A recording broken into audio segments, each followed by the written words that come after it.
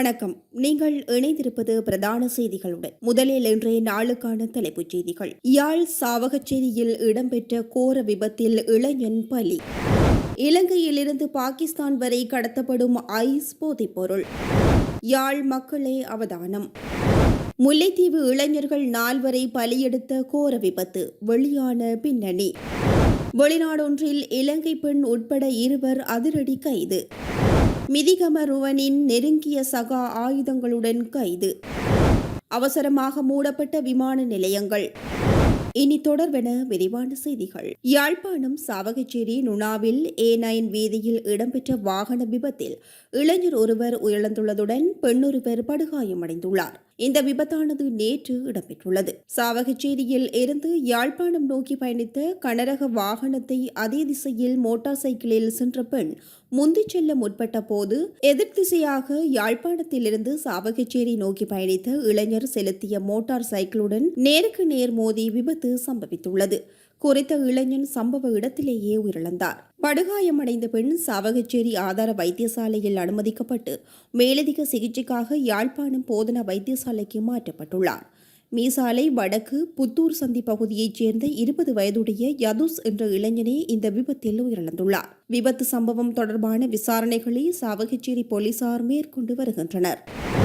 நாடளாவிய ரீதியில் ஒரு பெரும் பேசுபொருளாக மாறியிருக்கும் கைதுகளும் கைப்பற்றல்களுக்கும் கொலைகளுக்கும் நடுவில் இந்த பாதாள உலக தாதாக்கள் மேற்கொண்ட கொலைகள் மற்றும் ஆட்கடத்தல்கள் தொடர்பில் அதிர்ச்சிகரமான தகவல்கள் வெளியாகி வருகின்றது. இந்த நிலைமையில் பெக்கோ சமன், தெம்பிலி, லகிரு ஆகியோர் இணைந்து மேற்கொண்ட கொலை சம்பவத்தில் ஹஜ்ஜா என்ற மஹிந்தவின் ஏவலாளி கொல்லப்பட்டதும் அவர் ஒரு நேர்காணலில் அங்குருபஸ்ஸ சிறைச்சாலையிலிருந்து பாகிஸ்தானுக்கு கடத்தப்படும் அளவிற்கு போதைப்பொருள் பாவனை இருப்பதாக குறிப்பிட்டதை அடுத்து கொல்லப்பட்டதும் குறிப்பிடத்தக்கது. யாழ்ப்பாணத்தில் தரித்து நின்ற மோட்டார் சைக்கிளில் சூட்சமமாக பொருட்கள் திருடப்பட்ட சம்பவம் ஒன்று பதிவாகியுள்ளது. குறித்த திருட்டுச் சம்பவம் நேற்று யாழ்ப்பாணம் காவல் பிரிவிற்குட்பட்ட நாவலர் வீதியில் அமைந்துள்ள சாய்பாபா ஆலயத்தில் இடம்பெற்றுள்ளது. சாய்பாபா ஆலயத்திற்கு வழிபாட்டிற்கு வந்த யாழ் நல்லூர் பகுதியைச் சேர்ந்த யுவதியின் மோட்டார் சைக்கிளிலேயே இந்த சூட்சமமான திருட்டு பதிவாகியுள்ளது. சம்பவம் தொடர்பாக யாழ்ப்பாணம் காவல்துறையினர் மேலதிக விசாரணைகளை CCTV காணொளியை வைத்து ஆரம்பித்திருந்தனர். குறித்த நபர் மாற்று திறப்புகளை பயன்படுத்தி மோட்டார் சைக்கிளை திறந்து பொருட்களை களவாடிய காட்சி CCTVயில் பதிவாகியுள்ளது. இந்நிலையில் திருட்டு சம்பவத்துடன் தொடர்புடைய நபர் யாழ் நுணாவில் பகுதியில் வைத்து சாவகச்சேரி காவல்துறையினரால் நேற்று கைது செய்யப்பட்டுள்ளார். ஹாங்காங்கில் வீசிய ரகாசா புயல் காரணமாக நகரம் முழுவதும் சூறாவளி எச்சரிக்கை நடைமுறையில் இருந்தபோதும் அதனை புறக்கணித்து சிறுவனை கடற்கரை அருகே அழைத்து சென்ற இந்திய தாயும் அவருடைய இலங்கை தோழியும் கைது செய்யப்பட்டுள்ளனர். இந்த சம்பவம் அப்லை சவ் பகுதியில் இடம்பெற்றுள்ளது. சமூக ஊடகங்களில் பரவிய காணொளியில் கடல் கொந்தளிப்பில் இருக்கும்போது பெண்ணொருவர் சிறுவன் ஒருவனை கையில் பிடித்த நிலையில் மற்றொருவர் காணொளி பதிவு செய்வதை காட்டுகின்றது. இந்த சந்தர்ப்பத்தில் பல மீட்டர் உயரமுள்ள அலை ஒன்று கடற்கரை தடுப்பு சுவரை தாண்டி மூவரையும் அடித்து வீசியது. அவர்கள் தரையில் உருண்டு விழுந்த போதும் அதிர்ஷ்டவசமாக உயிர் பிழைத்தனர்.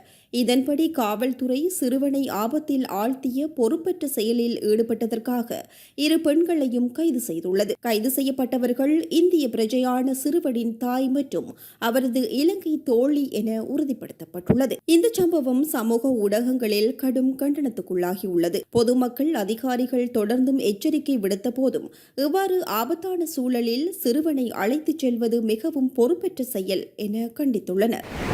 அனுராதபுரத்தில் நேற்று இடம்பெற்ற வீதி விபத்தில் முல்லைத்தீவு புதுக்குடியிருப்பில் இருந்து சென்ற 4 உயிரிழந்துள்ள நிலையில் விபத்து குறித்த மேலும் பல தகவல்கள் வெளியாகியுள்ளது.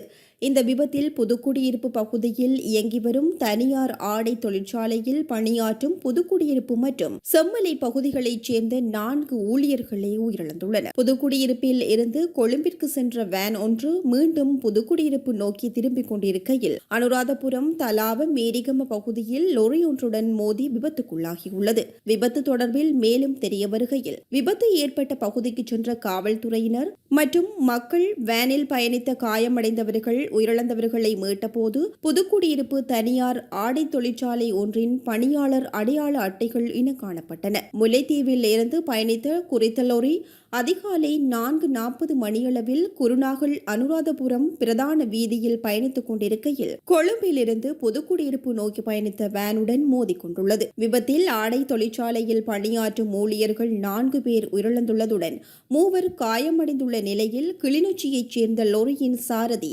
தலாவ காவல்துறையினரால் கைது செய்யப்பட்டு தடுத்து வைக்கப்பட்டுள்ளார். உயிரிழந்தவர்களின் சடலங்கள் அனுராதபுரம் மாவட்ட மருத்துவமனைக்கு கொண்டு செல்லப்பட்டுள்ள நிலையில் விபத்து தொடர்பில் தலாவ காவல்துறையினர் விசாரணைகளை மேற்கொண்டுள்ளனர்.